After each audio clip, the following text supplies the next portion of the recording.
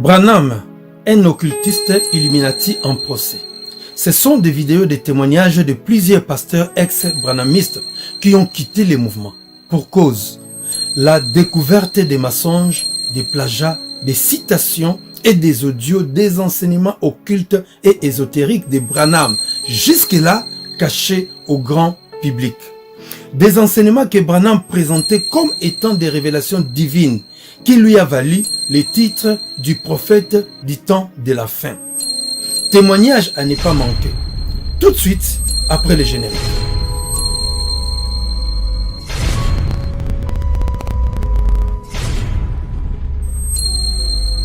Branham est plus que Moïse. Jésus dans Branham, c'est plus que Jésus dans sa première vie. Pasteur Orman Branham, c'est un adorateur de notre Dieu. C'est qui notre Dieu là? William Branham. Ah oui, notre Dieu William Branham. Jésus n'est pas mon Seigneur. Oh! Jésus n'est pas mon Seigneur. Non, on ne peut pas adorer Frère Branham. Moi qui a chanté ceci. Vous savez, celui qui adore Branham, c'est un animal. Prions. William Branham, Dieu notre Sauveur et notre Maître, toi, le roi du ciel et de la terre, toi qui es Dieu valablement éternel, Mais celui qui croit que Jésus-Christ est Dieu, que Dieu le bénisse richement. Il faut que vous voyez, on peut dire tout de moi. Mais quant à l'amour de Branham, ça vous n'allez pas diminuer ça. Oui frère, je vais choper même quelqu'un. J'aime Branham plus que Jésus. Frère Branham pensait que les noirs étaient inférieurs aux blancs.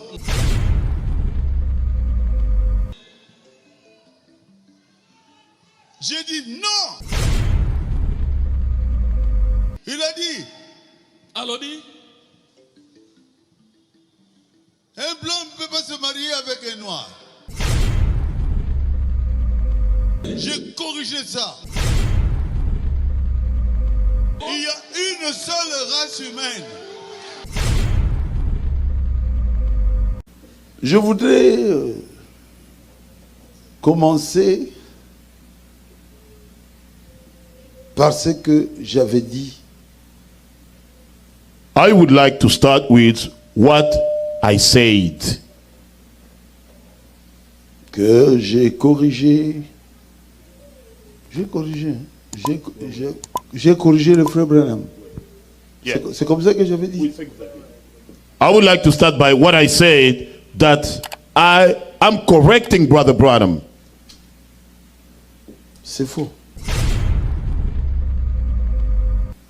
That's wrong. C'est faux. Complètement faux. après Branham, Jésus. Non, trop c'est trop. Pourquoi tout ce cirque? À quoi joue-t-il? Et de qui se moque-t-il? Du Seigneur Jésus-Christ ou des enfants de Dieu dans le monde? Croyez-vous que tous ces pasteurs branhamistes qui se déchirent publiquement devant la scène internationale sont-ils des fous? Non, ils ne sont pas fous du tout. Le nœud du problème, c'est la divinisation de William Marion Branham que prônent le pasteur Lifoko-Diciel et le pasteur Orman Neville du Congo-Brazzaville. Ce problème est connu par tout branhamiste, sans exception. Aujourd'hui, le Seigneur Jésus-Christ expose ces mouvements anti-bibliques aux yeux de tout le monde, comme le confirme le livre de Daniel chapitre 2 verset 22. Il révèle ce qui est profond et caché. Il connaît ce qui est dans les ténèbres et la lumière demeure avec lui. Pour comprendre en réalité ce qui se passe, il faut aller à la source, pas au robinet. Nous devons maintenant fixer le projecteur sur la personne de Branham, sur son ministère et sur son enseignement. Branham en procès. C'est une série de plusieurs vidéos de témoignages faites par de frères et sœurs ex-branhamistes, hommes et femmes, blancs et noirs, autrefois pasteurs dans le mouvement. Ces vidéos de témoignages nous révèlent que tout ce que le pasteur Lufoko du ciel ou Orman Neville du Congo Brazzaville disent à propos de la divinisation de William Marion Branham. Cela vient des enseignements erronés, anti-bibliques, hérétiques de Branham lui-même, à travers lesquels Branham se présentait comme étant le prophète Élie de Malachie chapitre 4 qui devait venir. Tantôt, il se présentait comme étant le Saint-Esprit, le consolateur qu'avait promis le Seigneur Jésus-Christ. Hier, pas longtemps, avant sa mort, il se présentait comme étant la deuxième ou la seconde venue du Seigneur Jésus-Christ. Aujourd'hui, à notre grande surprise, ces fanatiques le présentent comme étant le Dieu qui a créé les cieux et la terre. Quelle bêtise! Ce vidéo de témoignage avait fait l'effet d'une bombe à mes oreilles. Mais quand j'ai vu la tombe de William Marion Branham ornée d'une pyramide surmontée par un aigle au-dessus, et quand j'ai écouté la chanson de Lufoko du ciel, la chanson intitulée Dieu au féminin, la chanson à la gloire de la déesse. C'est Shekinah. Il y a une Shekinah. Ça, c'est Shekinah. Car Dieu au féminin, c'est déesse. Donc, selon les Français, le féminin de Dieu donne déesse. Le Saint-Esprit m'a convaincu que William Marion Branham ne servait pas le Seigneur Jésus-Christ du tout. Pas n'importe quel Jésus, mais nous parlons bien du Seigneur Jésus-Christ qui était mort sur la croix, qui avait donné sa vie pour nous racheter, pour nous sauver et nous donner la vie éternelle. Christ, l'image visible du Dieu invisible, la pointe de la personne de Dieu en personne, et qui est assis à la droite de Dieu le Père. William Marion Branham ne le servait pas du tout. Mais à la place, il servait l'autre, le faux Jésus, Horus, le dieu de l'Égypte antique, le fameux Shekinah, l'œil qui voit tout, que vous êtes en train de découvrir maintenant devant vous. Les dieux vénérés dans la musique profane et auprès de ceux qui aiment le pouvoir dans le monde et qui se présentent en femme et en homme en même temps, comme vous le constatez maintenant. Ça, c'est Shekinah. Il y a une Shekinah. Ça, c'est Shekinah. Donc la Shekinah fait référence à la présence divine. Et c'est un mot féminin en fait, ce n'est pas masculin de Shekinah, la moitié féminine de Dieu et de sa romance avec son partenaire divin. Donc il y a une croyance que Dieu pouvait être à la fois mâle et femelle. Dieu se manifeste lui-même ou elle-même, tout simplement sous la forme de l'inspiration de la Shekinah. Ça c'est de la Kabbale juive. Seigneur Jésus-Christ, protège-nous Seigneur. Shekinah est quelque chose qui fait partie du Talmud, quelque chose qui fait partie du judaïsme, pas de la chrétienté.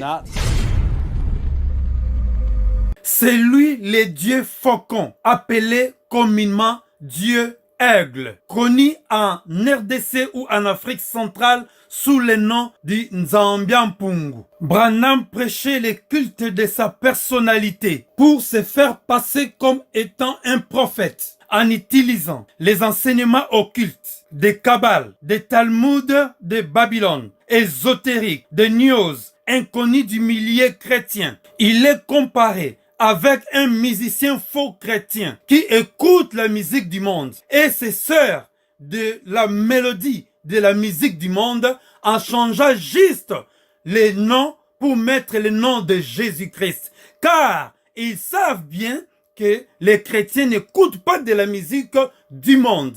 Et c'est la même façon que William Marion Branham agissait. Et cela a fait de lui un grand prophète au milieu de ses fanatiques, jusqu'au point de l'adorer, comme nous le constatons aujourd'hui. Quelle bassesse!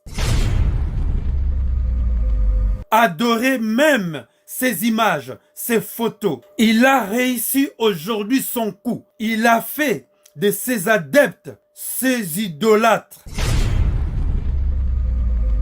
qui acceptent d'abandonner le Créateur pour adorer la créature. Ces images de Branham avec son soi-disant colonne du feu et de son faux Jésus de la peinture d'Hoffmann, qui n'ont même pas un pouvoir divin, qui ne peuvent ni parler ni sauver, qui sont aujourd'hui considérés comme des objets d'idolâtrie parmi les branhamistes, doivent être piétinés.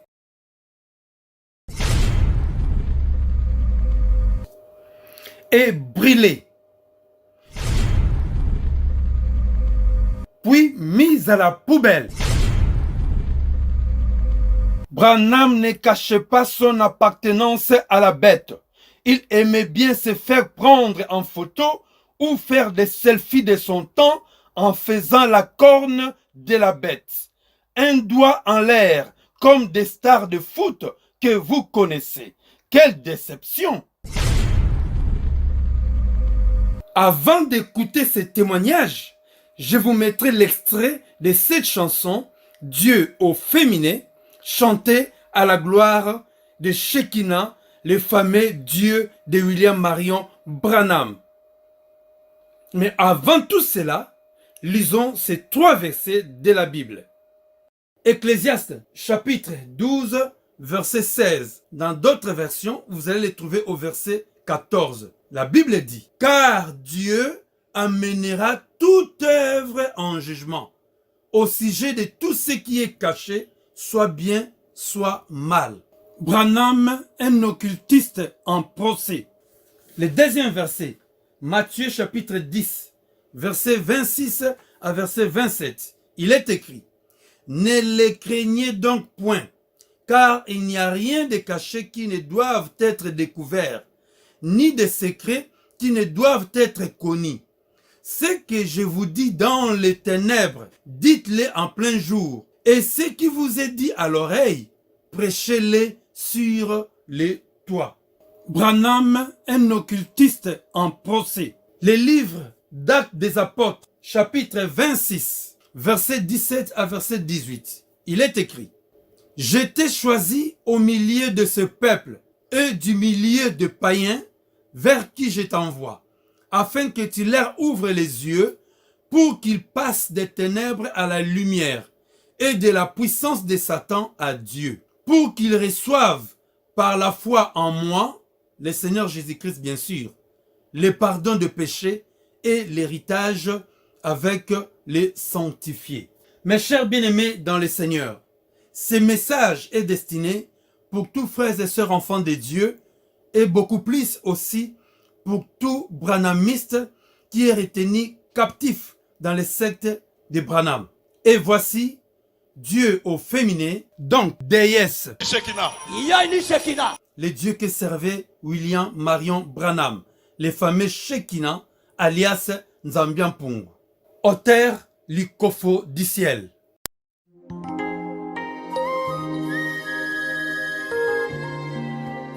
Et Dieu dit à la femme, je multiplierai ta souffrance.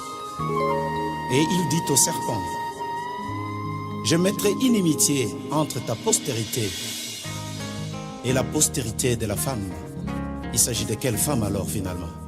Pour me sauver, pour me guérir, Dieu a été Dieu au masculin.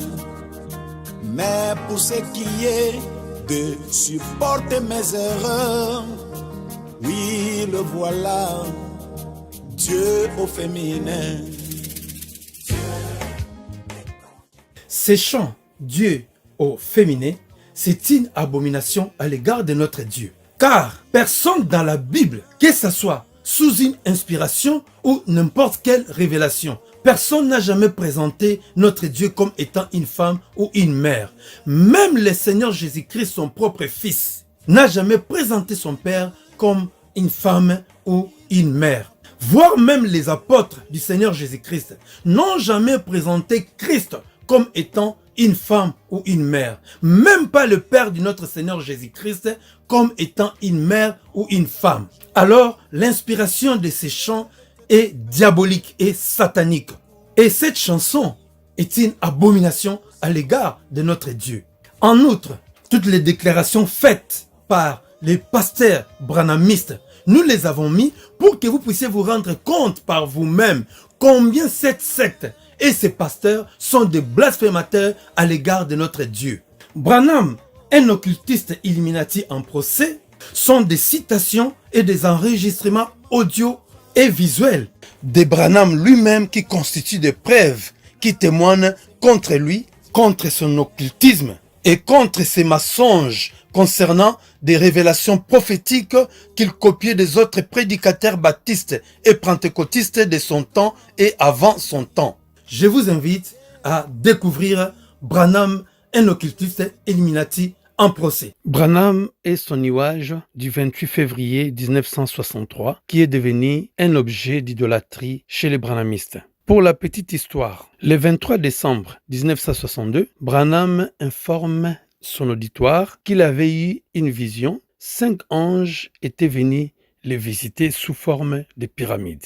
Une semaine après, donc le 30 décembre 1962, Branham revient sur la même histoire et cette fois-ci, il modifie le nombre des anges. Ils étaient plus 5, ils étaient 7. Pour quelle raison? 2 mois après son histoire des anges, précisément le 28 février 1963, un nuage apparaît sur le ciel d'Arizona. Comme les gens de la ville ignoraient l'origine de ces nuages, Branham en saisit l'occasion pour informer son auditoire que c'était l'accomplissement de sa vision qu'il avait eue des 7 anges qui étaient venus le visiter. Alors, je vous invite à découvrir l'histoire des nuages de Branham, qui est devenu l'objet d'idolâtrie parmi les branhamistes aujourd'hui, son origine, selon les archives, preuve à l'appui, et la raison de la modification du nombre des anges qui sont passés de 5 à 7. Alors, je laisse la place aux 3 pasteurs ex-branhamistes qui vont nous expliquer ces faits. Bon visionnage, merci.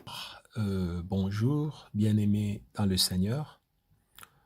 Aujourd'hui, nous avons une émission très, très importante où nous allons parler et révéler la vérité sur le mystère de ce nuage qui est utilisé dans le message comme étant la preuve que William Branham était le messager du 7e âge de l'Église, parce que Branham a dit que ces nuages étaient créés par les anges des dieux qui étaient venus lui visiter, et c'est lorsque les anges partaient qu'ils ont créé cette forme de nuage que vous voyez devant vous.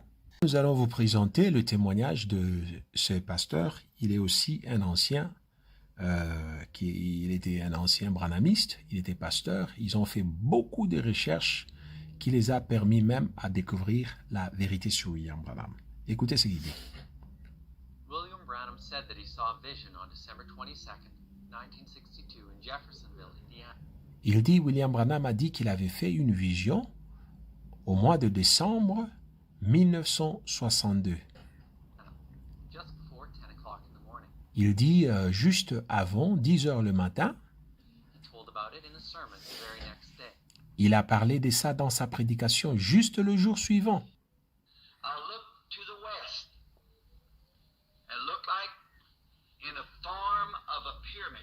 Et là, c'est en anglais. Moi, je vais aller chercher vite le message en français pour vous montrer.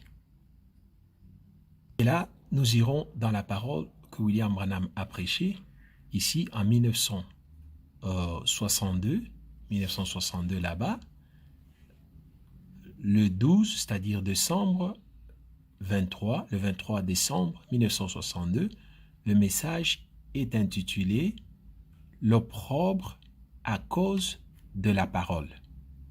Et nous sommes dans le paragraphe 35, c'est-à-dire ici, paragraphe 35, William Branham qui raconte l'histoire des anges. Il a eu une vision des anges et ici, Branham est très clair.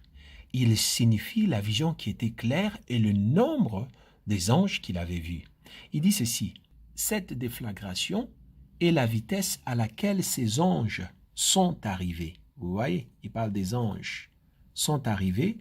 Comme ça, il dit 5 anges. Regardez ce que j'ai encerclé, le nombre des anges. Il dit 5 anges sont arrivés en même temps qui formaient une constellation comme un peu comme cette pyramide que j'ai dessinée. C'est-à-dire, il avait même un dessin comme cette pyramide que j'ai dessinée ici.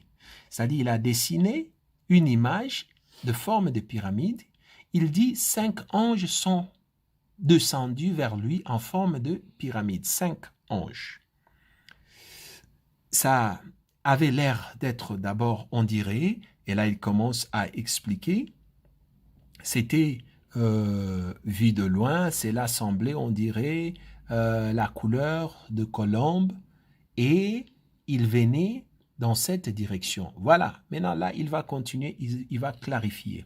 Il dit, vous voyez, il dit 1, 2, le nombre des anges, il est en train de compter, 3, 4, et puis il dit, juste au sommet, vous voyez là, au sommet, c'est qui faisait 5.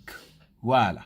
C'est-à-dire, dans cette vision, ici, William Branham, le 12, le 23 décembre 1962, William Branham parle de sa vision, et dans sa vision, William Branham clarifie complètement. Il dit, il avait même dessiné, il avait fait même un dessin en forme de pyramide. C'est ça que William Branham nous dit. Il dit, il y avait 1, 2, 3, 4, c'est Branham qui dit. Il dit en forme de pyramide, il dit, et il y avait un autre ange au sommet. Ce qui faisait 5 anges, selon William Branham. C'est-à-dire, il y a 1, 2, 3, 4, il y avait 2 anges à gauche, 2 anges à droite, et le 5e était au sommet. Ça, c'est Branham qui parle des anges dans la vision claire qu'il avait vue le 23 décembre 1962. He is very clear from his testimony that he saw 5 angels, because he repeats this 5 times in this sermon. Il dit, c'était clair.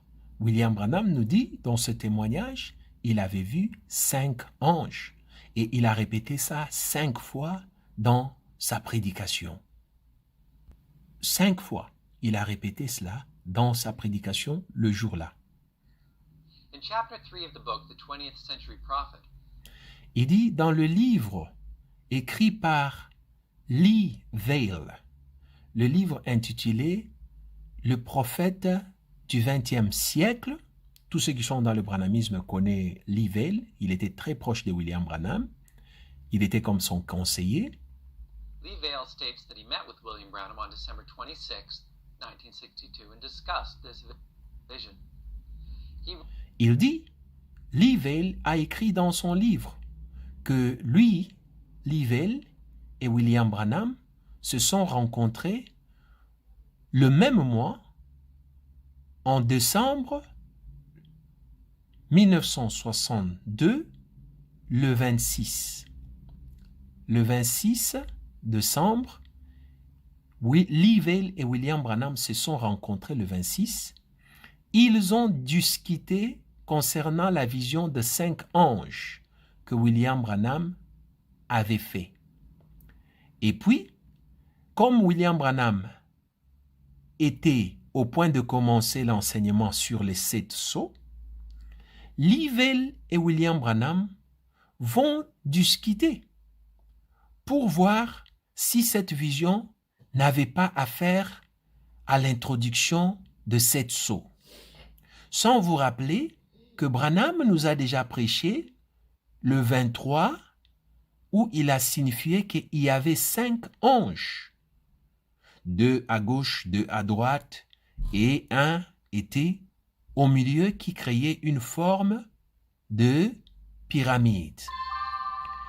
Mais Livell et William Branham vont se rencontrer le 26, c'est-à-dire 3 jours après que Branham a dit qu'il y avait 5 anges, le 26 décembre 1962, Livell et William Branham se rencontrent pour discuter si la vision de 5 anges qu'il avait fait pouvait introduire le 7 sceaux.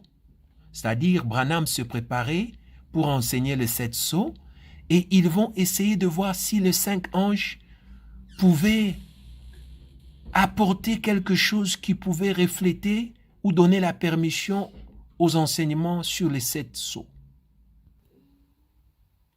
Wrote that they speculated whether the vision could relate to the unveiling of the 7 thunders of Revelation 10. Il dit, ils ont parlé en long et en large, et Livell dit, ils ont parlé pour voir est-ce que cette vision peut être parlée aussi des 7 tonnerres. When William Branham retells the same vision on December 30th, 1962. Il dit, quand William Branham va prêcher et utiliser la même vision dont il avait raconté le 23 décembre, il va prêcher encore le 30 décembre pour utiliser la même vision qu'il avait racontée le 23 décembre, c'est-à-dire il y a juste 7 jours de différence, et pendant les 7 jours, ils se sont parlé avec Livell le 26 décembre. Mais étonnement, quand Branham va prêcher le 30 décembre 1962, juste 7 jours après, la vision va changer. Parce que Branham devait maintenant corriger la vision, changer les pensées des gens pour leur faire croire maintenant que non, la vision, c'était le message de Dieu pour les 7 tonnerres. Alors, suivons ce que notre frère nous dit. 7 days after his first retelling. Il dit juste 7 jours après que Branham nous avait dit c'était 5 anges. The number of angels begins to change Il dit le nombre des anges commença à changer du coup. from 5 to 7.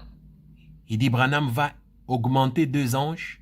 Ce n'est plus 5 anges, ça devient 7 anges. I saw a constellation of something coming.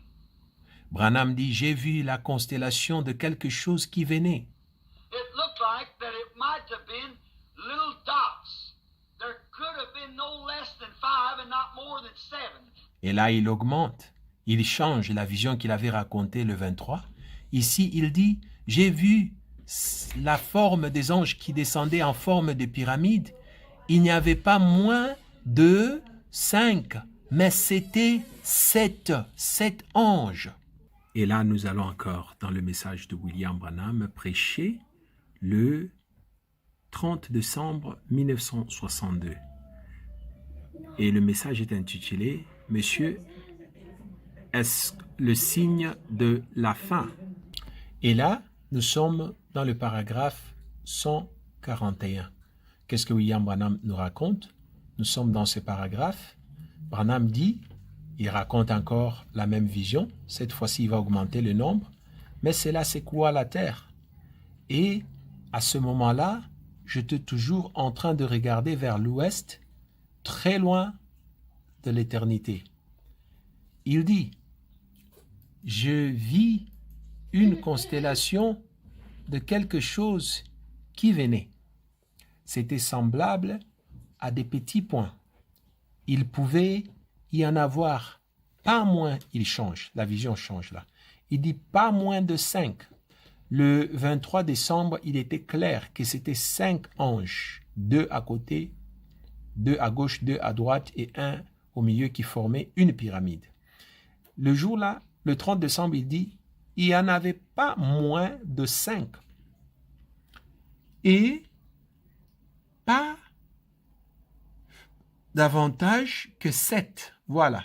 Là, il introduit 2 autres anges pour faire 7 anges. Et il dit, ils étaient en forme de pyramide. C'est-à-dire ici, Branham va doubler le nombre de anges après avoir parlé avec Lee Vail le 26 décembre. Ils vont discuter sur l'enseignement que Branham voulait enseigner concernant les 7 tonnerres. Ils vont se décider d'échanger la vision des 5 anges pour dire c'était 7 anges. Et là, Branham va répéter 7 anges pendant sa prédication. Ce n'est plus 5 anges. Et là, nous voyons A pyramid.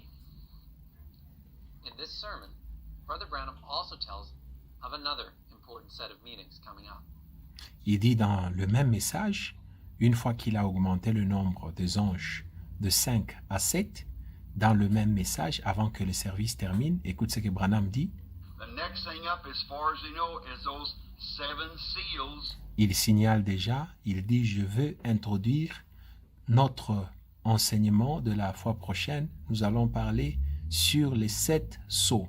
Alors, vous comprenez, sa manipulation, c'était de manipuler le chiffre 5 ensemble avec le conseil de Lee Vail, 5 anges, pour le faire enfanter 2 autres anges pour qu'ils arrivent à 7 anges. 7 anges, pourquoi? Parce que Branham se préparait à commencer un enseignement sur les 7 sceaux. Alors, il devait mentir, changer la première vision qu'il a eue le 23 décembre, la vision des 5 anges, et faire 5 anges devenir 7 anges lorsqu'il va prêcher une semaine après, le 30 décembre. C'est-à-dire, c'était le mensonge, clair et simple. Et dans cette prédication, il a parlé de 7 anges plusieurs fois. C'était ça son objectif. So on December 23rd, he is very clear that there were 5 angels in the vision. Il dit, décembre, le 23, lorsqu'il avait prêché, il était très clair pour dire qu'il avait vu 5 anges dans sa vision. But on December 30th, he seems unsure as to whether there were 5 angels. Il dit, arrivé le 30 décembre, tout a changé. Ce n'est plus 5, c'est devenu 7. Et à un moment, il paraît même confus. There were 7 angels. What caused the change? Il dit, qu'est-ce qui a amené le changement? Numbers were very important to Brother Branham. Il dit, le nombre, le chiffre, était très important pour William Branham. In his sermon on December 23rd, he mentions the number 5 10 times. Il dit, lorsqu'il a prêché le 30 décembre, il va mentionner le nombre 5 10 fois seulement. And the number 7 only 5 times. Le nombre, le chiffre 7, Then, in his sermon on December 30th, he mentions the number 5 7 times.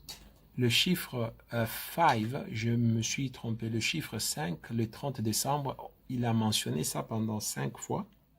And the number 7 over 60 times. Et le chiffre 7, plus de 60 fois, parce que c'est ça qu'il voulait maintenant s'aimer dans la tête des gens le 30 décembre.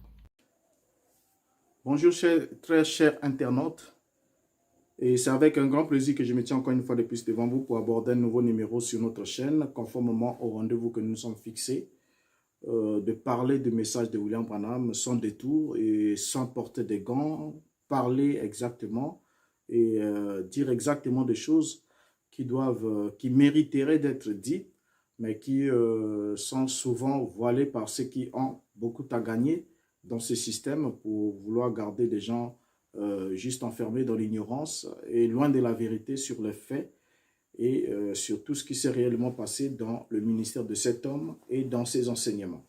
Alors, nous allons pour ce nouveau numéro aborder une question aussi importante que soit-elle au sujet du nuage photographié le 28 février 1963 Et effectivement, pour ceux qui ne connaissent pas encore le message de William Branham sur cette question, quand vous rentrez dans un tabernacle, ou pour ceux qui y sont déjà, vous trouvez il y a une photographie, la photographie d'un nuage qui est fixé devant, et puis pour d'autres tabernacles, il y a même un visage qui est incrusté à l'intérieur. Et cette photographie est nommée pour certains la nuée de gloire, pour d'autres la seconde venue du Seigneur, pour d'autres, chacun a une certaine connotation qu'il donne à ces nuages. Alors nous venons ici ensemble avec vous examiner cette question sur cette photographie du 28 février 1963 et pour savoir si réellement tous les bruits ou les informations qui circulent, qui accompagnent cette photographie sont des informations fondées, sont des informations viables. Alors c'est clair. L'origine, alors, nous pouvons constater, comme je l'ai dit, que William Branham attendait rencontrer soit 5 ou 7 anges qui le raviraient dans une constellation pyramidale. Et lorsque il a posé la question, dans tous les 10 rapports qu'il donne, lorsqu'il pose la question, il dit « Seigneur, que veux-tu que je fasse ?» Il dit « Rien ne lui a été dit. » Donc, dans la vision, on ne lui a donné aucune information dans cette vision, que ce soit la vision des 5 anges, tout comme quand il transforme les 5 en 7 en ajoutant des anges encore supplémentaires dans sa vision, dans son rapport des faits.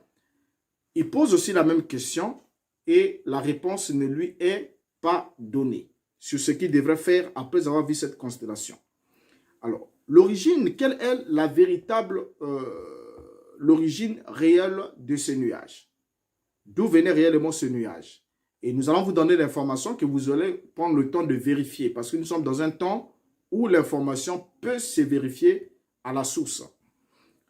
Notons que l'armée de l'air avait déclaré qu'une combinaison améliorée, l'armée de l'air américaine, avait déclaré qu'une combinaison améliorée de propulseurs liquides et solides propulseurs Thor, donc le missile Thor, lancé avec un satellite non identifié à la base aérienne de Van Bergen a été délibérément détruite lorsqu'elle avait dévié de sa trajectoire en date du 28 février 1963.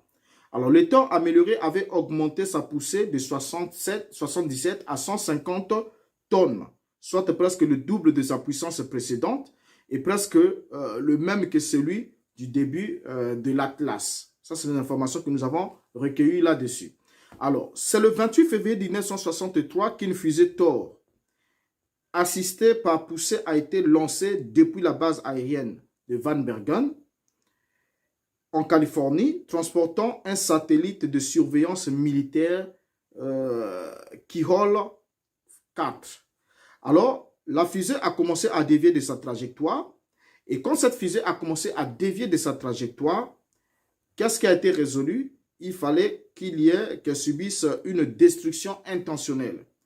La fusée a été détruite à une altitude de 44 km de haut et cela c'était à 13h52 précisément. Alors, le nuage est alors apparu au coucher du soleil du 28 février 1963 et est resté éclairé par le soleil pendant 28 minutes après le coucher du soleil. Donc le soleil s'était déjà couché à l'horizon, mais le nuage apparaissant à l'extrémité de l'autre côté à Flagstaff, là nous sommes déjà vers le soir parce qu'il y a eu déplacement du nuage suivant le sens du vent, de là où il y a eu l'explosion, de là où la fusée a été détruite par l'armée américaine, il y a eu formation de ce nuage qui résulte de l'ergol qui est le combustible nécessaire pour la propulsion de ces fusées. Et avec l'impact du choc, se transforme en ce nuage-là. Et voilà, le nuage est déplacé et suivant le sens du vent jusqu'au-dessus de Flagstaff en Arizona. Là, nous sommes en date du 28 février 1963. Alors, le nuage va apparaître au-dessus de Flagstaff et on va l'appeler dans l'article de Flagstaff Cloud. Et lorsqu'on voit ce nuage, la hauteur même du nuage de Flagstaff a été estimée à 43 km d'altitude. Exactement, puisque la fusée a été détruite. Les informations, je vais vous donner les liens, vous allez vérifier les informations. La fusée a été détruite à une altitude de 44 km d'altitude. Et la fusée, le nuage a été photographié à 43 km d'altitude au-dessus de Flagstaff. Donc, c'est voisinement la même altitude. Alors, le magazine Weatherwise, volume 16, numéro 3, du juin 1963, à la page 99, nous dit ce qui suit. Je mets, voilà, l'extrait là, voilà. Il est écrit, qu'est-ce que nous lisons? Le lanceur Thor d'un lanceur de satellite militaire a explosé à 44 km à 13h52. Presque 13h52 HNP, presque directement au-dessus de la base aérienne de Vandenberg.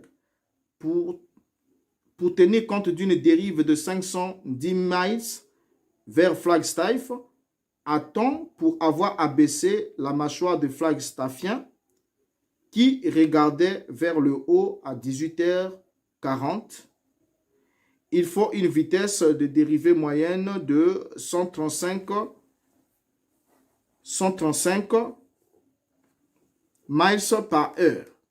Alors, l'information ici, ça c'est ce que nous venons de lire dans l'extrait de ce magazine publié le 3 juin 1963 à la page 99, qui explique, parce que le premier magazine, Life Magazine, posait la question de savoir quel est ce nuage mystérieux. Il n'y avait pas l'information. Et regardez déjà même la date de publication. Nous sommes le 17 mai. Il y a une interrogation pour savoir qu'est-ce qui était à l'origine de ce nuage. Et ici, le 3 juin 1963, il y a la réponse qui est publiée dans ce nouveau magazine qui nous parle, qui nous explique qu'il y a eu un missile, il y a eu un satellite militaire qui avait été intentionnellement détruit, qui avait explosé au-dessus de Van Bergen à 44 km d'altitude et qui a été propulsé, dont la traînée a été propulsée jusqu'à ce que les Flagstaffiens, donc les habitants de Flagstaff, se sont même fatigués les mâchoires en observant ce nuage qui les intriguait très haut dans le ciel alors que le soleil venait déjà de se coucher et le nuage était resté luminescent dans le ciel de Flagstaff. Alors, on peut avoir des informations dans le site, voilà, le lien est là. Vous avez là http://w.astronautics.com /t /tors slv-2a agena.html.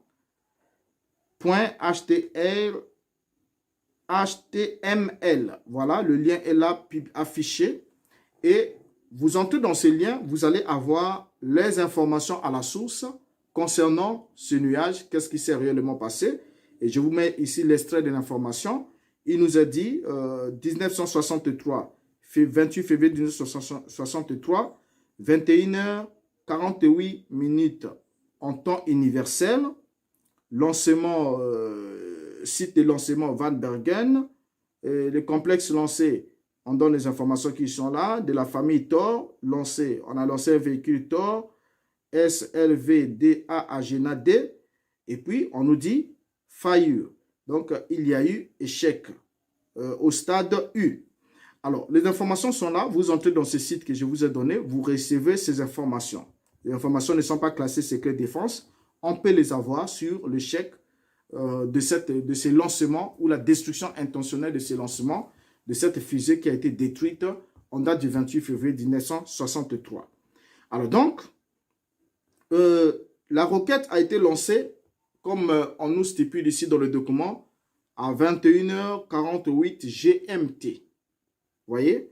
Alors, la roquette a été lancée à 21h48 minutes en temps universel. Or, le fuseau horaire de Flagstaff est de -7. -7 est le temps universel, donc -7 du temps universel, ce qui donne 21h48 -7, vous avez 14h48. Donc voilà précisément à quelle heure il y a eu destruction selon les informations qui sont données ici dans ce document. Alors donc la roquette a été lancée exactement à 14h48 heure d'Arizona depuis la base aérienne de Van Bergen en Californie dans la comté de Santa Barbara. Et le voyage, remarquez déjà, là on vient de donner l'information concernant l'origine de ce nuage.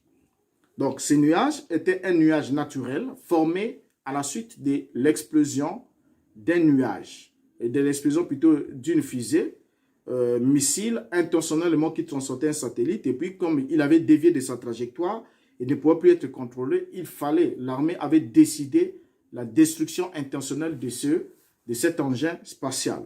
Et c'est chose qui fut faite. Alors, continuons ensemble avec vous, puisque nous sommes en train d'introduire pour poser les bases. Nous avons déjà compris que William Branham attendait dans une vision 5 ou 7 anges. Et ici, nous venons de donner l'origine scientifique en quelques éléments, en quelques mots. Il y a beaucoup de liens, beaucoup d'autres sources qui peuvent encore expliquer ça, éclairer cela. Nous pourrons vous donner encore d'autres informations dans les commentaires ou encore, si besoin est, faire une autre vidéo qui va nous illustrer encore davantage l'origine de ce nuage et comment est-ce qu'il est venu en formation. Alors, prenons un autre élément que nous allons compléter ici, c'est le voyage de chasse de William Branham, puisqu'il nous a dit, dans les 2 commentaires que nous avons lus, dans le livre des Sceaux, comme le commentaire dans le film documentaire, il nous a dit dans le film documentaire que William Branham était au cours d'une partie de chasse, et pendant qu'il chassait avec ses amis, voilà, 7 anges sont venus vers lui, et ensuite, quand les anges lui ont donné le message pour aller ouvrir les sceaux, les anges, en remontant, ont formé une constellation lumineuse, et cette constellation a été photographiée le 28 février 1963, alors que les anges repartaient au ciel après avoir parlé à William Branham. Alors, il est important que nous parlons de cette partie de chasse.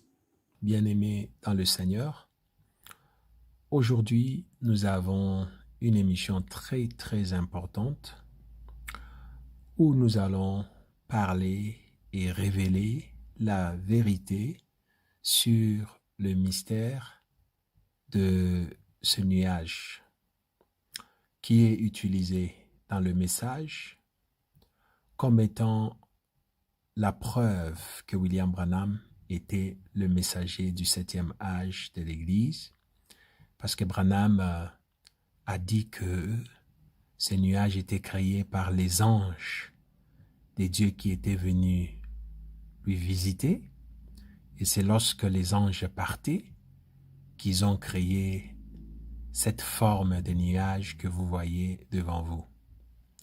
Là, nous sommes dans le Life Magazine aux États-Unis qui était publié en 1963 et nous allons analyser l'histoire basée sur les évidences et sur les références de William Branham lui-même. Il y a des éléments qui sont très importants que nous voudrions que vous puissiez retenir avant tout. La première phase, c'est l'heure à laquelle cet événement s'était passé. C'était le soir. C'était après 17h30.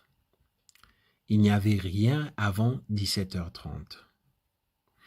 Et la chasse de William Branham, qui chassait ce qu'on appelle en anglais les javelines, ce sont des petits cochons, des cochons de brousse. Ça se faisait le matin. C'est-à-dire, Branham et les autres chasseurs partaient à la chasse le matin, c'est-à-dire les avant-midi. Cet événement est passé le 28 février 1963 et le Life Magazine va prendre la photo. Voilà comment la photo est.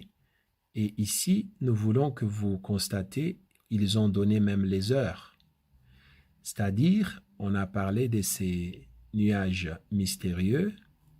Un moment, je cherche mon indicateur. Nous sommes là. Lorsque vous regardez ici, on vous dit, c'était à quelle heure? À 18h10. C'est ça, on écrit 6:10 p.m. Ça veut dire 18h10. C'est le soir. Voilà l'image qu'ils avaient prise. Et cette image-là est là. Et vous allez voir que le vent quittait gauche pour aller à droite parce que l'image est en train de se diriger vers le côté droite. Et lorsque vous descendez ici, dans une autre position, à 18h15, regardez là, c'est 18h15, 6:15 p.m. veut dire 18h15, on vous donne l'endroit. Et on vous montre que l'image commence à se décomposer vers le côté droit, c'est-à-dire le vent qui souffle vers le côté droit. Vérifiez la première image, elle est là. Et deuxième image, ça est là. Ça, c'est dans le Life Magazine. Et ça, c'était un grand magazine aux États-Unis. Regardez là. C'était un journal, un grand journal, je disais.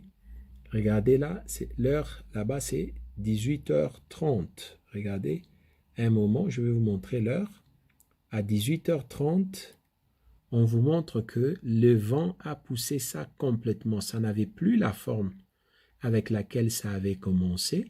C'est devenu avec une forme plate, hein, lorsque vous regardez.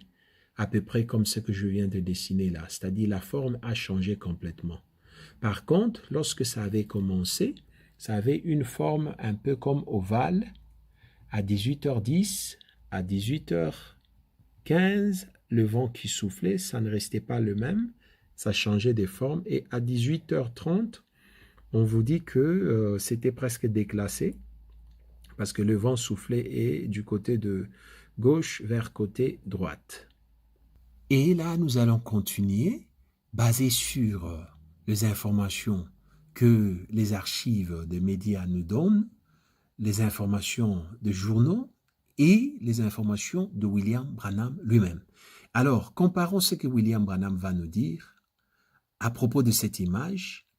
En 1963, au mois de mars, le 24, William Branham, c'est-à-dire à peu près un mois, juste après cette image qui était apparue, William Branham qui est en train de prêcher.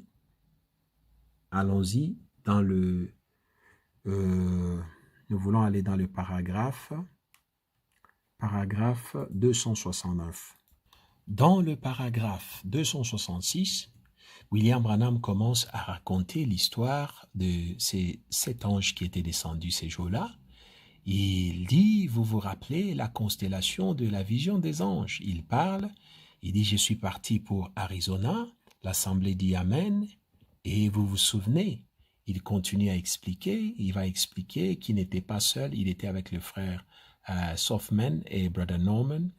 Il va dire, quand vous descendez ici, il dit, dans le paragraphe, ça vous pouvez lire lentement à la maison, mais ici, dans le paragraphe 269, il dit, il y avait 3 témoins assis ici.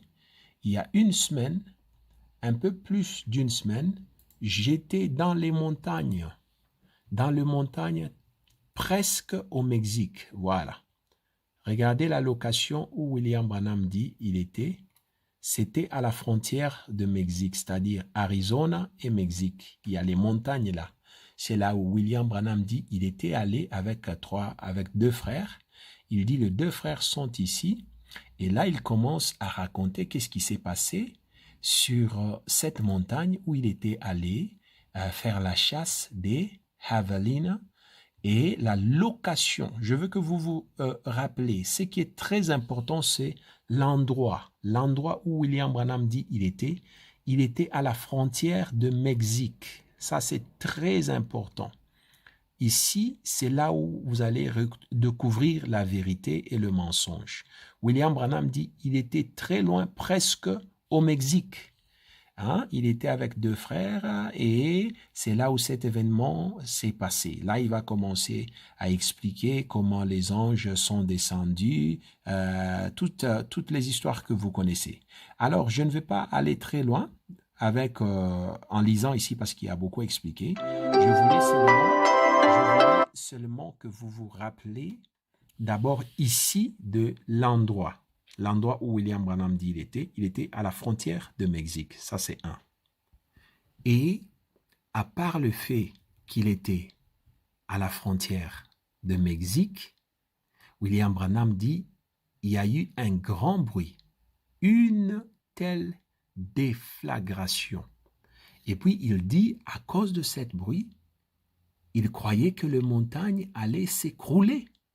Il y a eu un tel bruit qui s'était causé Et c'est après cette bruit que Branham va commencer à réaliser la constellation des anges. Avant que nous évoluions, nous voulons que vous puissiez vous rappeler que cette nuage était apparu le 28, c'était le 28 février. OK? Le 28 février 1963. Et William Branham dit qu'il était allé à la chasse. C'est pendant qu'il était à la chasse que cet événement était arrivé. Mais, en même temps, nous allons vous montrer les preuves tangibles de loi qui gouvernait la chasse aux États-Unis en 1963, la chasse des javelinos que William Branham était en train de chasser et l'endroit où William Branham s'est rendu pour chasser. Et nous allons comparer ces deux et aussi le témoignage propre de William Branham s'il était allé à la chasse avant d'aller à Houston ou s'il était allé à la chasse après avoir été à Houston. Parce que Branham dit, selon son propre témoignage, il devait aller à Houston d'abord. Alors voyons voir ce que William Branham nous dit. Avant d'aller voir les paroles propres de William Branham, nous vous présentons ça, on appelle ça les regulations. On a écrit ici Javeliner Hunt Regulation, c'est-à-dire les lois pour chasser les javeliners que William Branham était en train de chasser. C'était un chasseur, mais c'est ça qu'il partait chercher ou tuer. C'est une forme de petit cochon. C'est où? À Arizona. Et voilà, on nous dit ici, dans la loi américaine, pour la chasse, et spécialement la chasse des javelinos, vous n'avez pas le droit de chasser avant le 1er mars. Voilà, vous voyez là? La chasse s'ouvre le 1er mars jusqu'au 10 mars. Nous sommes en quelle année? En 1963. On vous décrit tout celui qui veut aller à la chasse, s'il a la licence militaire ou la licence civile, on dit personne ne permis d'aller à la chasse avant la saison des chasses. Vous serez arrêté et vous serez mis en prison. C'est surveillé jusqu'aujourd'hui. On vous donne des saisons de chasse et vous n'avez pas le droit de chasser même 2 heures avant qu'ils ouvrent. On vous arrête. Et William Branham était un chasseur depuis longtemps. Il connaît toutes les lois concernant la chasse. Il avait le permis de chasse. Il ne pouvait jamais aller chasser avant le 1er mars parce que et lui et les gens qui étaient avec lui, on allait les arrêter. Voilà. Là d'abord, c'est la loi des chasses. La chasse s'ouvre le 1er mars jusqu'au 10 mars. C'était pour 10 jours seulement. Et on ferme. Nous continuons. Et ici, nous voulons voir le témoignage propre de William Branham pour qu'il nous informe si il était allé à la chasse après avoir été à Houston ou si il était allé à la chasse avant d'aller à Houston. Alors, dans sa prédication prêchée en 1963, le 6, c'est-à-dire en juin, le 23 juin, c'est tenir à la brèche. Dans le paragraphe 81, nous sommes là. Écoute ce que William Branham nous dit. Branham dit, là nous sommes en 1963. Branham dit, eh bien, je ne les savais pas à ce moment-là, mais le frère Softman, et puis il s'arrête, il dit, je sais qu'il est présent. je suis très sûr que frère Norman, nous étions là. Je devais, ça c'est ce qui est très important, il dit, je devais me rendre à Houston pour sauver ce jeune garçon de la chaise électrique. OK. Et puis, continuons. Je suis rentré et je suis allé à la chasse. Voilà. C'est-à-dire, il voulait dire, je suis allé à la chasse après avoir être à Houston. C'est ça qu'il explique là. Il dit, lui et le frère Softman et le frère Norman, ils devaient aller à la chasse, mais avant d'aller à la chasse, il dit, je devais me rendre à Houston pour sauver ce jeune garçon de la chaise électrique. Et puis, après là, il s'est rendu à la chasse avec les deux frères. Et ces matins-là, j'étais debout là, en train d'enlever les grêtrons. Il explique maintenant, là, il va expliquer maintenant l'histoire de la chasse, comment le bruit s'est procuré, les anges sont descendus, il y avait la constellation, tout ce qu'il racontait. Voilà, ce qui nous concerne ici d'abord, c'est que William Branham nous confirme ici qu'il devait d'abord se rendre à Houston. Pour faire quoi à Houston? Branham dit qu'il devait aller sauver un jeune garçon de la chaise électrique. Ok, je vais clarifier pour ceux qui ne connaissent pas la chaise électrique. La chaise électrique, c'est la chaise qu'on utilise pour tuer les gens qui ont commis de meurtres. Branham n'a jamais expliqué à l'Église qu'est-ce que ce jeune garçon avait fait. Branham a dit seulement qu'il devait aller sauver un jeune garçon qui devait être tué par la chaise électrique, c'est-à-dire la cour, il était condamné à mort. Mais Branham n'a jamais révélé qu'est-ce que le garçon-là avait fait pour qu'il soit condamné à mort. Branham n'a jamais révélé ça. Ok, nous allons découvrir, nous allons vous montrer même l'image de ces garçons et qu'est-ce qu'il avait fait. D'abord, avant ça, Branham venait de nous confirmer ici qu'il s'est rendu d'abord à Houston pour sauver le petit garçon de la chaise et après Houston, il est parti à la chasse, lui et le frère Norman et le frère Softman. Et Branham va continuer toujours dans le même paragraphe, il va continuer à raconter l'histoire concernant l'explosion. Il dit, il y a eu explosion, ça avait fait un grand bruit. Vous savez, il parle des nuages mystérieux, ça avait fait un grand bruit. C'était même dans l'article du magazine Life. Il dit, vous voyez, ces anges distincts sur le côté droit. Il dit, et voici, il dit, là où la photo, il parle de la photo, a été prise, il dit ceci, il dit quoi? Il dit, eh bien, ce savant essayait de recueillir toutes les informations.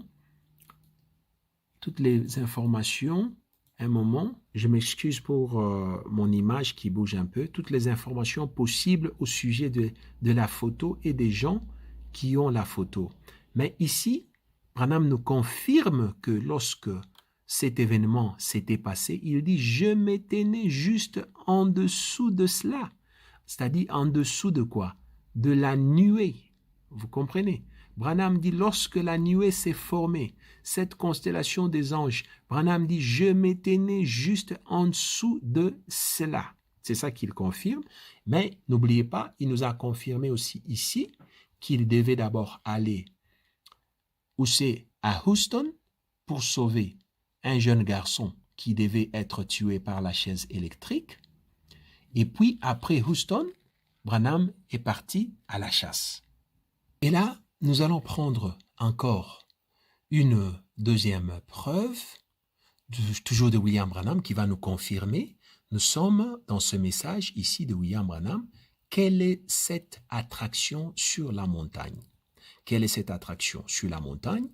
William Branham a prêché ce message en 1965, au mois de juillet, le 25 juillet 1965.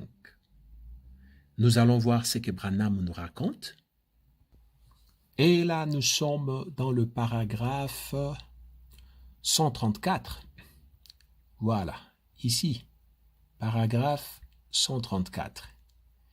Dans le paragraphe 134, William Branham va nous raconter l'histoire qui s'était passée pour créer pour provoquer les anges, c'est-à-dire cette nuage qui s'était passé. Mais Branham, avant de parler des anges qui étaient descendus, il dit ceci. Il dit, je devais aller à la chasse avec un ami. Vous comprenez? C'est-à-dire, le premier plan, c'était d'aller à la chasse. Je ne savais pas ce qui allait arriver. Branham qui parle. Il devait aller à la chasse. C'était ça le premier plan. On écrit ici, plan numéro 1. On encercle, c'était d'aller à la chasse. Mais juste avant d'aller à la chasse, qu'est-ce qui s'est passé? Regardez ce que William Branham nous raconte. Il dit, et quelqu'un m'a appelé. C'est lui qui m'avait critiqué. Ah bon? C'est-à-dire une personne qu'il avait déjà critiquée dans le passé. Critiqué pour dire quoi? Nous avons les détails. C'est la personne qui avait accusé Branham. Il disait Branham c'est un faux prophète. Branham hypnotise les gens. C'est-à-dire Dieu n'est pas avec lui, il travaille avec la magie. Qui était cette personne-là?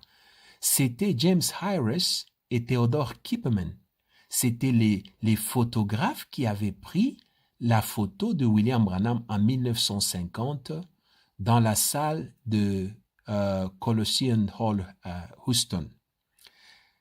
Ces gens-là, ils avaient accusé Branham partout pour dire que Branham est un faux prophète. C'était un hypnotiseur, c'est-à-dire il utilise le pouvoir mystique parce qu'il guérissait les gens et puis après les gens retournaient dans les situations critiques. Maintenant, Branham nous raconte ici, il dit qu'il devait aller à la chasse avec un ami et quelqu'un l'a appelé. Qui est celui qui l'a appelé? Il dit, c'est celui qui m'avait critiqué. Regardez maintenant ce qu'il dit. Il m'avait critiqué sur quoi? Il dit, c'est lui qui m'avait critiqué au sujet de la photo de l'ange du Seigneur. Vous comprenez? Au sujet de la photo, c'est qui? C'est Theodore Kipperman et James Harris. Ces deux-là travaillaient ensemble.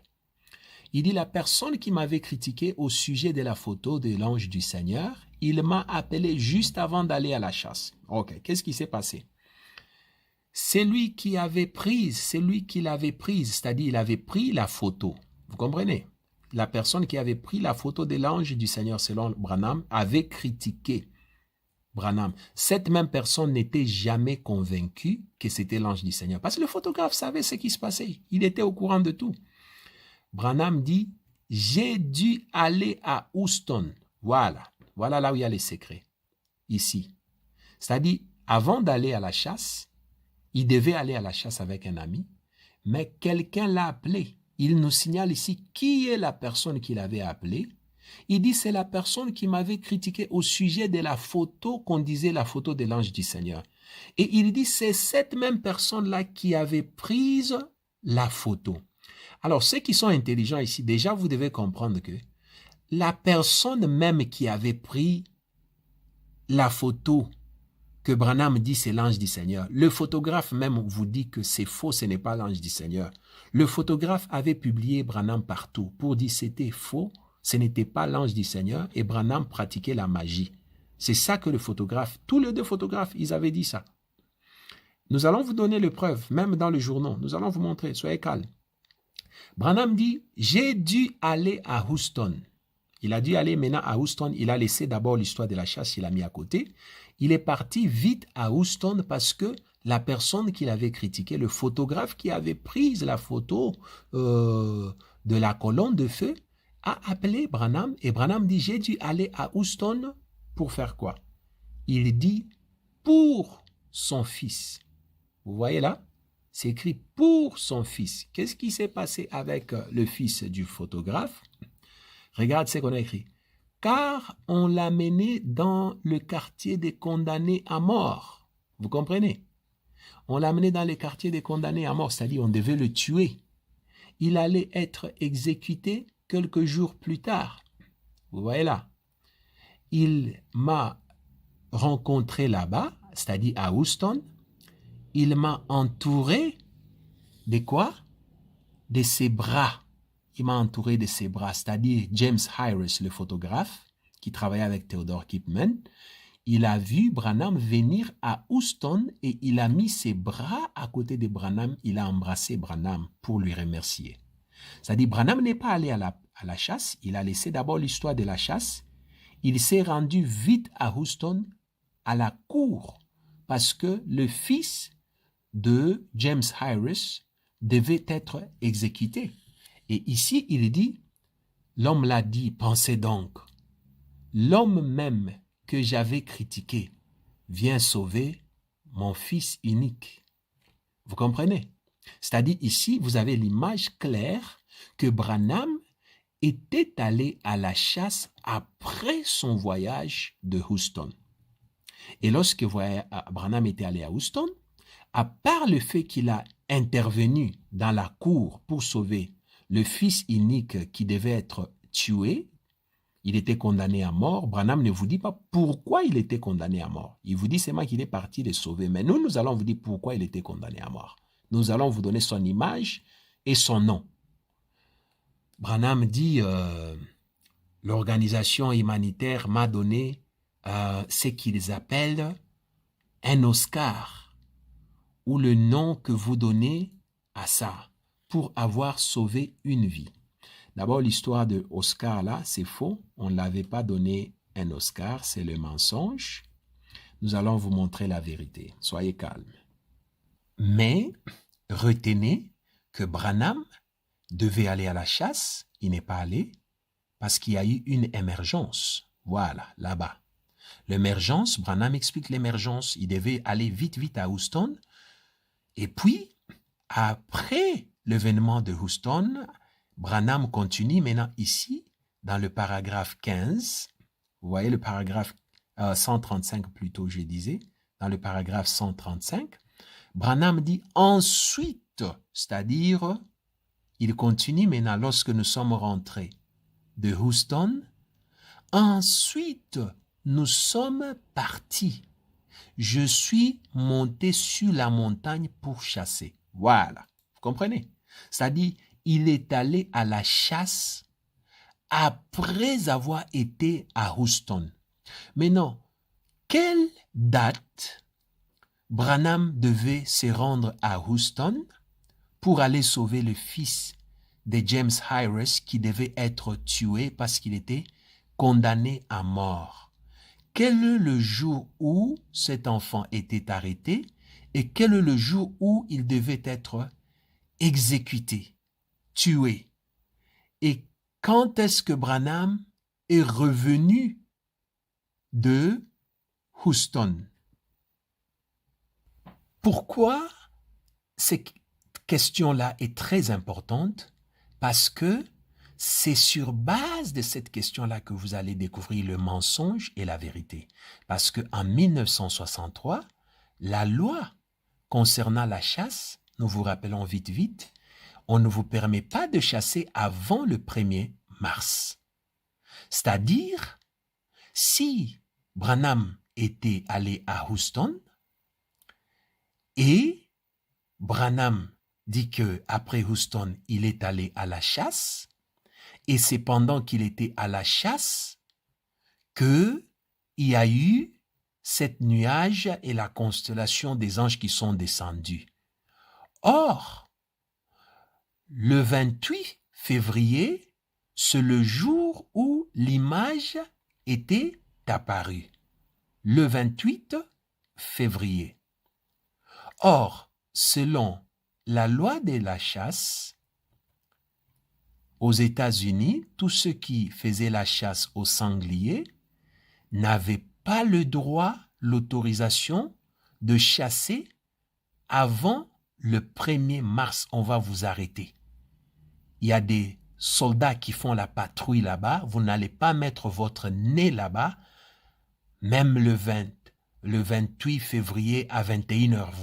Vous devez attendre le 1er mars pour commencer à chasser et vous devez avoir une licence qui vous permet de faire la chasse, ou sinon on vous arrête et vous faites la prison.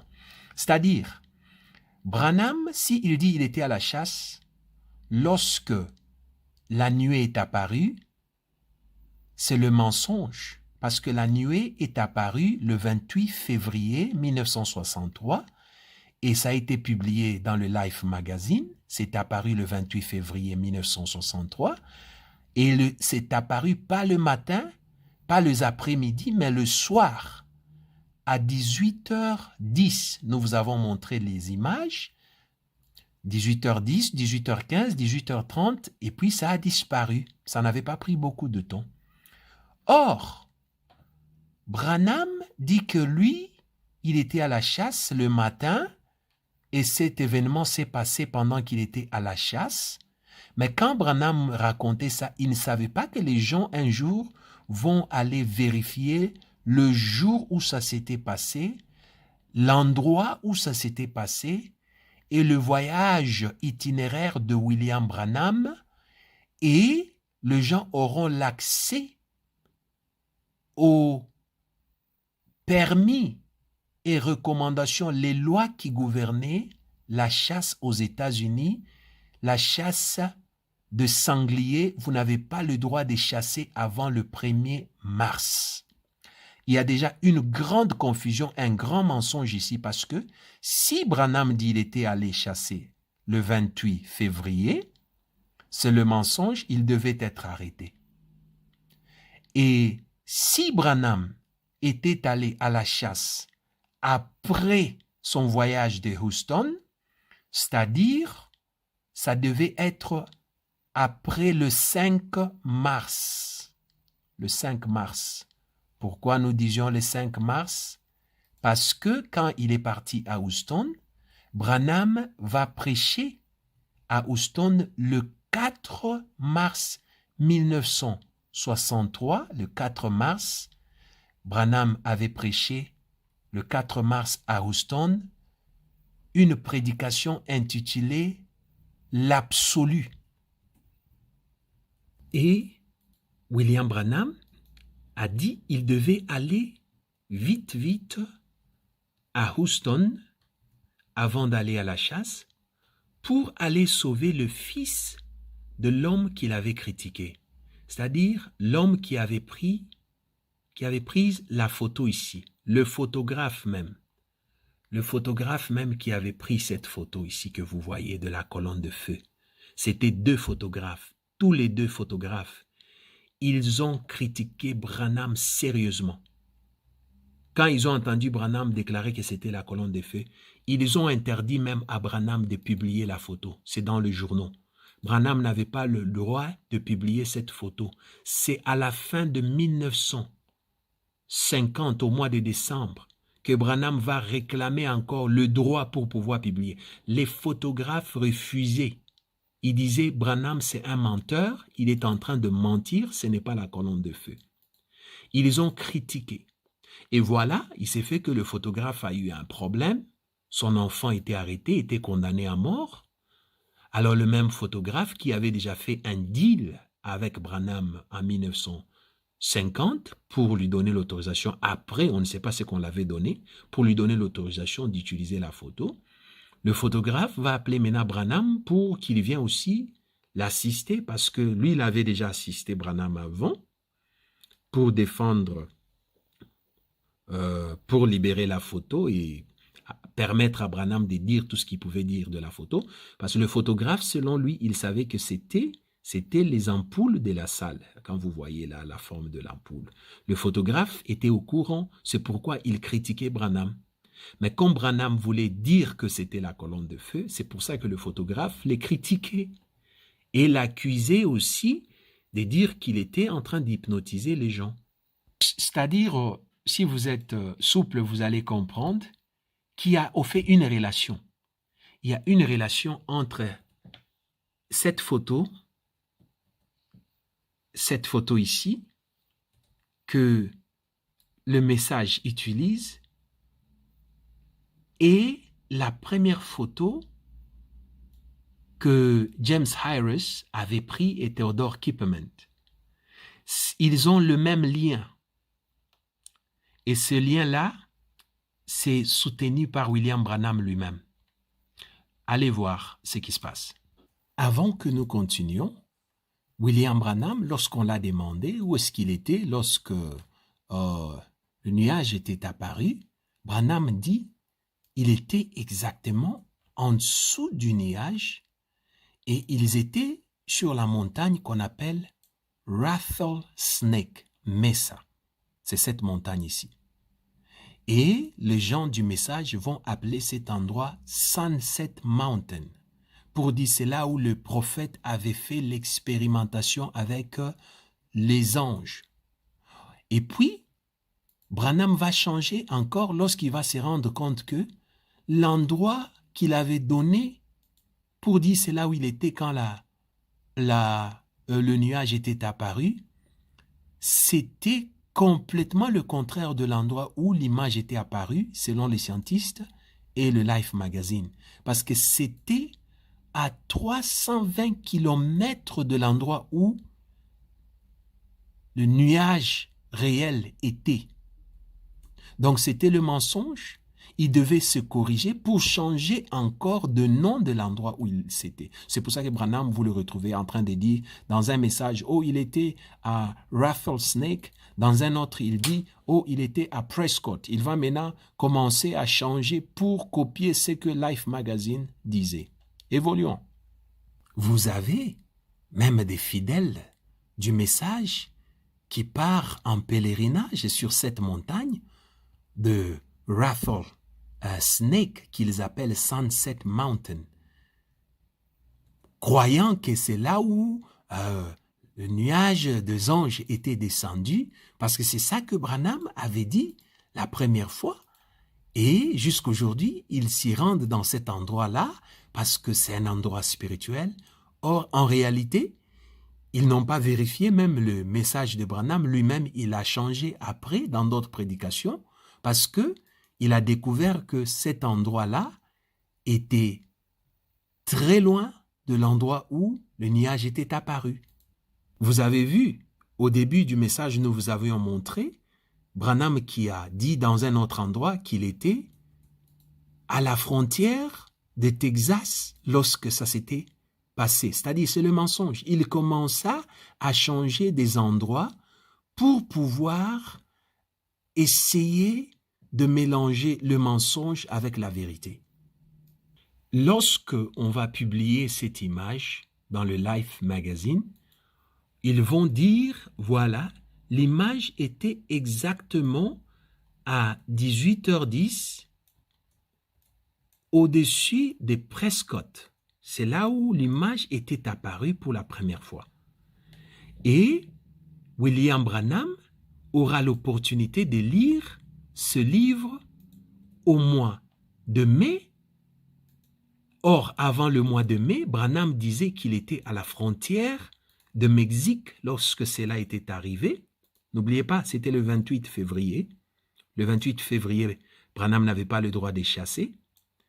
Et Branham donnait une autre location, un autre endroit de là où il était pendant que l'image était apparue.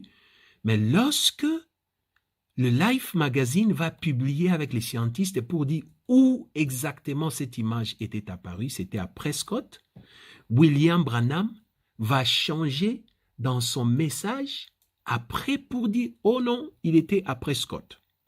320 km de différence de premier endroit où Branham avait dit il était allé à la chasse. Pourquoi?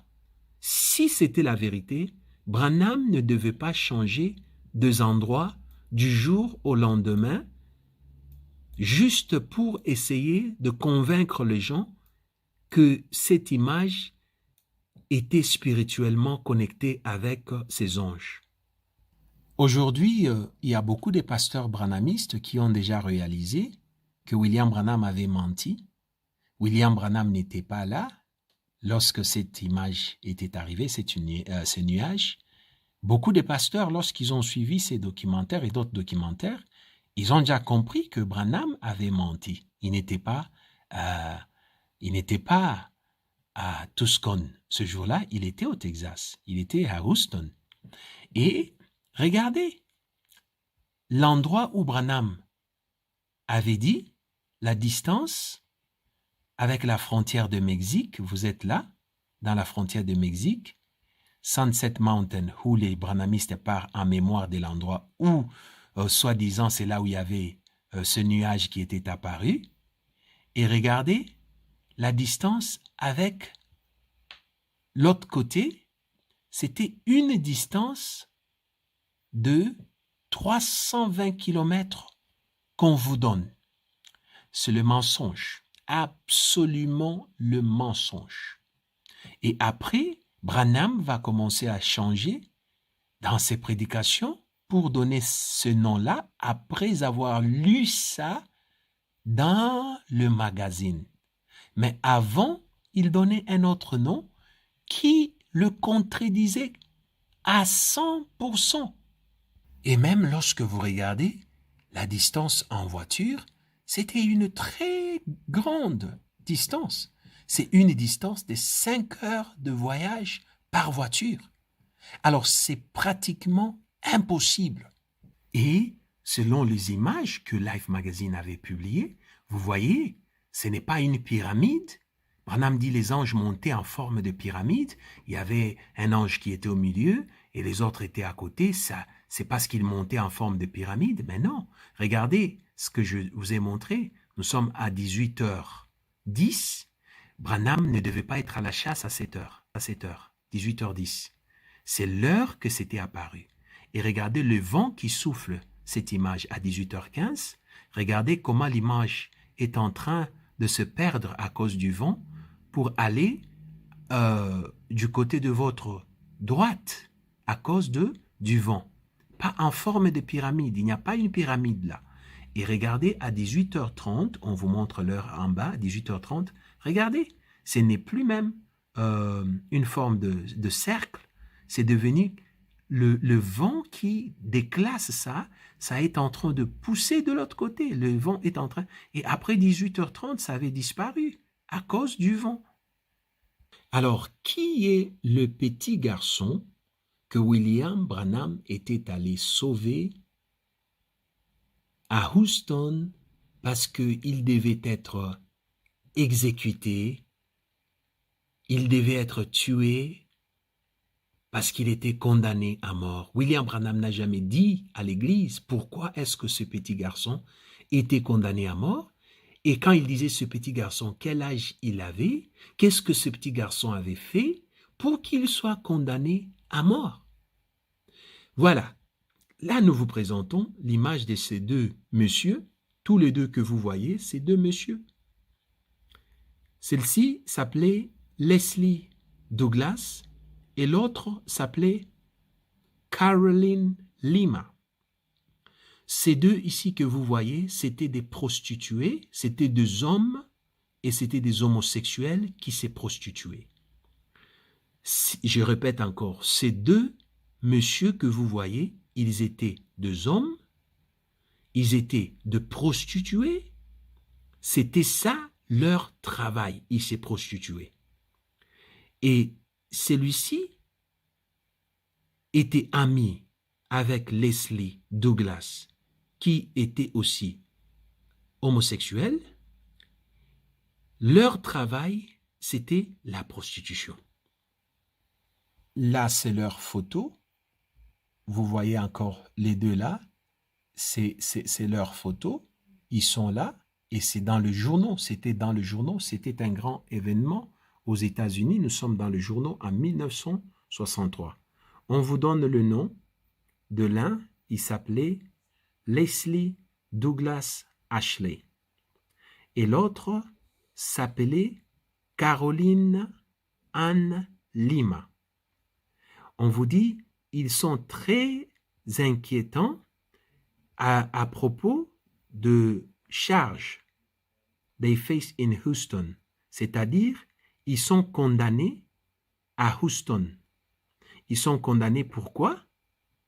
Les deux là, qui étaient des homosexuels, ils sont condamnés pourquoi? Nous allons vous dire pourquoi est-ce qu'ils devaient être tués, pourquoi est-ce qu'ils étaient condamnés à mort. Mais avant là, nous voulons d'abord vous montrer quel jour on les avait,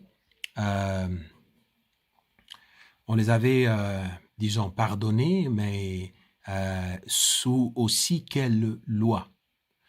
Regarde ici, on vous dit Caroline Lima, elle est là. Il est là, je devrais dire, parce que c'était un homme, c'était deux hommes, mais deux homosexuels. Ils étaient aussi transsexuels. Caroline Lima. Et on vous dit Wesley Douglas, Ashley.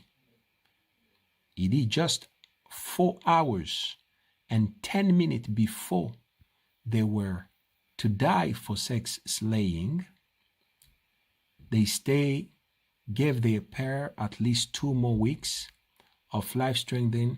Il parle, ici je vais vous expliquer ce qu'il a dit. Il dit, le monsieur ici qu'on appelait Caroline Lima et Leslie Douglas. Douglas là, vous vous rappelez? C'est Douglas Studio qui avait pris la photo de William Branham en 1950. La photo que vous voyez de la colonne de feu. C'est le studio qu'on appelait Douglas Studio. Douglas Studio était dirigé par 2 personnes. Il y avait Theodore Kipperman et James Harris.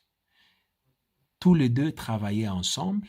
Maintenant, Leslie Douglas était le fils de James Harris, qui était l'ami intime de Theodore Kipperman, les deux qui avaient pris la photo de William Branham en 1950. Les deux qui ont critiqué William Branham pour dire qu'il était quelqu'un qui utilisait la magie. Les photographes là, qui avaient rejeté William Branham.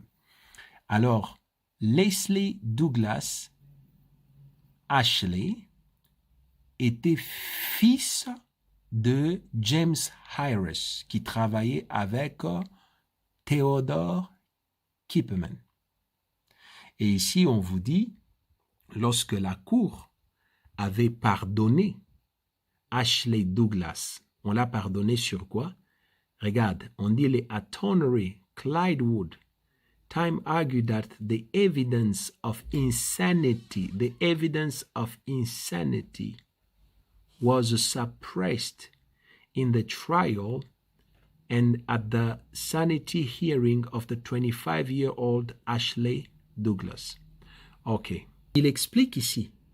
Il dit, on l'avait pardonné parce que quelqu'un avait plaidé pour dire que il est insane. Ça veut dire il est comme un débile. Il est quelqu'un comme un idiot. C'est pas quelqu'un qui fonctionne normalement. C'est quelqu'un qui a des problèmes de tête. C'est un malade mental. Pardonne-lui. Ne le tuez pas parce que il a un problème avec sa tête. Et ici, vous voyez dans le journal, on vous décrit déjà que lorsqu'on l'a laissé, il s'appelait Leslie Douglas, called himself a biblical prophet Elijah. Vous comprenez? C'est-à-dire, cet enfant de James Harris, il avait compris comment William Branham était devenu Elijah the prophet et l'histoire de la colonne de feu sur la photo que son papa James Harris avait fait. Son père l'avait expliqué comment William Branham est devenu populaire avec cette photo. Lorsque ce garçon sera libéré de la prison, il a commencé à s'appeler aussi le prophète. Il disait aux gens aussi qu'il était le prophète Élie de la Bible. Tout d'abord, il est très très important que vous compreniez une chose. Leslie Ashley Douglas et Caroline Lima, ils étaient arrêtés à Houston. Et lorsqu'ils étaient arrêtés, qu'est-ce qui se passe? Le 14 janvier, regardez là, 14 janvier à Houston, c'était le jour où ils étaient condamnés à mort. Vous comprenez? 14 janvier. Souvenez-vous très bien de cette date-là, c'est très important. Les 14 janvier 1963, les deux là on dit condemned killers. Ce sont des gens qui ont tué. Qui est-ce qu'ils ont tué? Ils ont tué un homme d'affaires, c'est-à-dire quelqu'un qui vendait les maisons. Cette personne les avait pris, comme eux c'était des prostituées, tous les deux, il les avait pris pour aller faire ce qu'on appelle l'orgie, c'est-à-dire la fête de sexe pendant le week-end. C'est-à-dire cet homme-là était aussi peut-être homosexuel. Et comme il était riche, ces deux ici, Caroline Lima et Leslie Douglas Ashley, ils ont tué ce monsieur-là, qui les avait pris comme des prostituées. Il les a amenés dans son bureau pendant tout un week-end. Il a passé le temps avec eux et les deux ici vont le tuer. Ils vont brûler le monsieur, ils vont brûler son corps et essayer d'effacer les traces de leur acte. Mais ils étaient retracés et arrêtés. Alors, le 14 janvier, vous voyez la date 14 janvier, ils vont être arrêtés et c'était passé partout. C'était passé dans les informations, c'était passé partout dans les journaux. Ils étaient condamnés le 14 janvier. Et lorsqu'on les a condamnés le 14 janvier, la date où on devait les tuer, les exécuter, c'était le 28 février. 28 février. Souvenez-vous de cette date. 28 février. C'est-à-dire à peu près un mois après. C'est-à-dire ils ont été condamnés le 14 janvier et le 28 février, c'est le jour où on devait les exécutionner, les tuer avec la chaise électrique. Maintenant, à quel moment est-ce qu'ils étaient pardonnés? Nous allons voir, parce que tout était dans les informations. Souvenez-vous de ceci, ils étaient arrêtés le 14 janvier, condamnés plutôt, ils étaient condamnés le 14 janvier, condamnés à mort, et on avait fixé la date du 28 février 1963 pour les exécutionner. Et qu'est-ce qui s'est passé? 28 février pour leur exécution. Et rappelez-vous, le 28 février, ça vous rappelle aussi quoi cette date-là, le 28 février? Qu'est-ce qui s'est passé le 28 février si vous vous rappelez? 28 février, c'est le jour où ce nuage mystérieux était apparu. Où c'est? À Flagstaff, en Arizona, à 18h10 le soir, où William Branham ne pouvait pas aller à la chasse le soir à 18h10. Et le 28 février, c'était le jour de l'exécution de l'enfant de James Harris, qui était ami avec Theodore Kipment, le propriétaire de Douglas Studio. Vous me suivez? Et là, à cause du temps, nous n'allons pas tout lire, mais je vous lis juste ce qui est plus important. On vous parle de Ashley, son nom est là, et puis son copain qui était Lima, les deux prostituées.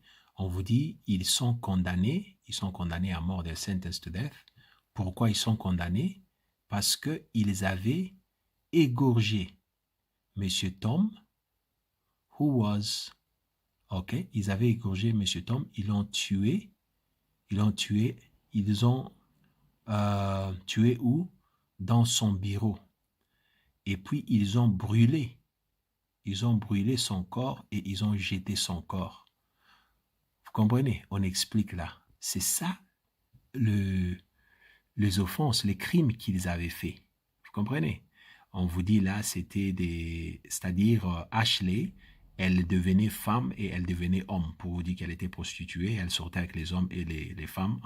Donc il n'y avait pas de de barrières. C'était des homosexuels, des prostituées. Ils avaient tué M. Tom, qui était un businessman. Il était tué.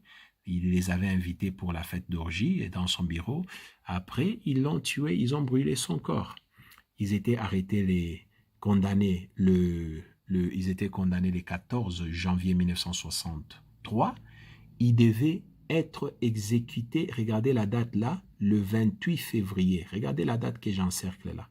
Le 28 février, c'était la date pour leur exécution. Et nous avions vu là, c'est-à-dire leur exécution, c'était pour le 28. Et quel jour ils étaient pardonnés? On a dit, ils ont pu esquiver l'exécution à 10 heures de leur exécution. C'est-à-dire, la cour et les gens qui ont supplié, qui ont pleuré pour qu'on ne puisse pas les exécuter, ils s'étaient présentés à la cour ce jour-là le matin, le 28 février. Leur exécution, c'était le soir. Et à 10 heures de leur exécution, on va les pardonner parce que, selon la cour, l'autre qu'on appelait Leslie Douglas Ashley, la cour va déclarer qu'elle est un débile mental, elle a un problème mental, selon, on ne sait pas ce que William Branham était allé dire, vrai ou faux, mais ce qui est vrai que depuis Houston jusqu'à Tucson, le voyage, c'est un voyage de 14h50, c'est-à-dire 16 heures du temps, 16h36, normalement, c'est 16 heures du temps de voyage. Maintenant, imaginez-vous, si William Branham avait quitté Tucson pour aller à Houston, où le fils de James Harris devait être exécuté le 28, et après, il a prêché toujours à Houston. Le 4 jours après, il a prêché à Houston, et Branham lui-même, il confirme que c'est après Houston qu'il est parti à la chasse. Or, comme nous avions démontré, Branham ne pouvait pas aller chasser dans cet endroit. Le 28 février, il allait être arrêté et amené en prison. Et il sait, il n'allait jamais faire ça. Et le nuage était apparu le 28 février.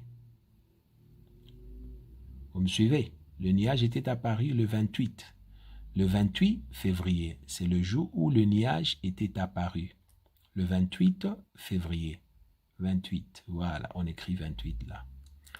Et quand Branham a entendu parler du nuage, avant qu'il puisse savoir l'endroit exact où le nuage était, Branham a dit, ce jour-là, il était allé à la chasse à la côte de Mexique, là en bas.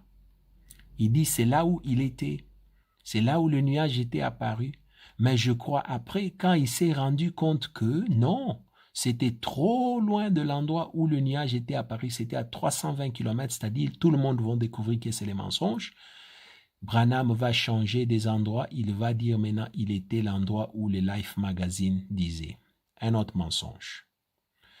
Deuxième mensonge, la loi sur la chasse. Vous n'avez pas le droit de chasser avant le 1er mars, c'est-à-dire la chasse s'ouvrait le 1er mars jusqu'au 10 mars.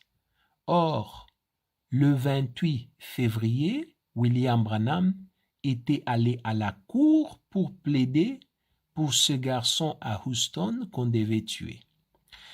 Imaginez-vous, même si Branham avait terminé de plaider à la cour à 9h30 du matin, le temps qu'il entre dans sa voiture et qu'il roule, quelle heure Branham allait arriver à Flagstaff pour commencer à faire la chasse. Le voyage, ça prenait à peu près 16 heures du temps. Vous voyez là, ça vous dit 16 heures du temps. C'est le mensonge. Branham ne pouvait pas être le même jour et à Houston et à Arizona. C'est le mensonge. Impossible. Je dis impossible de quitter ici Houston vite pour aller courir et retourner à la chasse avec un voyage de 16h36. Et puis, même si vous dites qu'il était allé en avion, c'était faux parce qu'il ne pouvait pas faire la chasse là. Il allait être arrêté immédiatement. Il y a les militaires, il y a la loi de la chasse, on allait l'arrêter immédiatement. Et troisièmement, Branham était resté à Houston jusqu'au 5 mars. Le 5. Parce que le 4 mars, il a prêché à Houston un message intitulé « L'absolu ». C'est après ce message que Branham est parti à la chasse. Et même quand William Branham raconte pour dire « Oh, il était allé aider un enfant qui devait être tué, il a plaidé et l'enfant était pardonné », il n'a jamais dit qui était cet enfant et quel travail cet enfant faisait. Et ce n'était pas un enfant, c'était un adulte. Il avait 25 ans. Et l'autre, Caroline Lima, elle avait 20 ans. Et on vous dit si c'était des prostituées. Il s'est prostitué. Ashley Douglas, elle avait 25 ans. On dit, elle s'habillait comme une femme et elle changeait de femme en homme, dépendamment du client qu'elle avait, parce que c'était des prostituées. Et on vous dit, ils étaient arrêtés parce qu'ils avaient égorgé. Ils avaient égorgé qui? On vous dit même. La personne qu'ils avaient égorgé, c'est un vendeur de maison. Son nom est là. C'est ça, c'est le monsieur qu'ils avaient égorgé, monsieur Fred Tone, en 1960. Dans une fête de sexe. Où c'était, on a dit, c'était dans le bureau de ce monsieur. Et après, dans le journal, on vous dit même, ils avaient brûlé le corps de cet homme-là et ils ont essayé d'effacer leurs traces. Mais Branham ne vous a jamais dit tout ça. C'était une prostituée et un homosexuel que William Branham était allé chercher à défendre à la cour. Pour quelle raison? Mais vous devez comprendre, parce que il s'agissait de l'enfant, de la personne qui avait déjà marqué un but de très grande valeur pour William Branham en 1950. C'était lui, James Harris et Theodore Kipement, qui ont fabriqué la colonne de feu sur William Branham en 1950. C'est pourquoi Branham s'était senti obligé de rouler aussi pendant 16 heures du temps pour aller soutenir James Harris parce que c'était comme une forme de dette morale. Donc, c'était là l'homosexuel. Vous voyez, on écrit ici. Ils sont là. C'était eux, les prostituées que William Branham était allé plaider. C'était des homosexuels. C'était des prostituées. C'était ça le travail qu'ils faisaient. Regardez, lorsqu'ils étaient arrêtés, ils sont là. Ils sont là et il est là en prison. Il est là, voilà. Donc c'était un homme, en même temps il était une femme. Et c'était le travail qu'il faisait. Et William Branham, avant même d'aller plaider pour lui, Branham connaissait parce que son père l'avait expliqué, le papa, voilà. Et c'est le monsieur qu'on avait tué. C'est le monsieur qui a été tué par les deux prostituées. Vous voyez son nom là-bas? Là. On vous écrit, regardez ce qu'on a écrit là. On vous dit, son nom c'était Fred Tone. The man Leslie and Caroline shot and burned. Vous voyez, C'est-à-dire, c'était l'homme que les deux prostituées avaient tué. Et ici, on vous montre l'avenue sur laquelle ils habitaient, là où les événements s'étaient passés. Donc, c'est triste. Et elle est là, Leslie. Le monsieur en question, en 1992. Elle est toujours homme-femme, elle est toujours homosexuelle. Vous voyez son habillement. Elle est là, c'est en 1992. Regardez là, 1992. Leslie est là et elle continue toujours dans son identité en tant que homosexuelle. Et elle est là. Voilà, c'est le petit garçon que William Branham était allé sauver.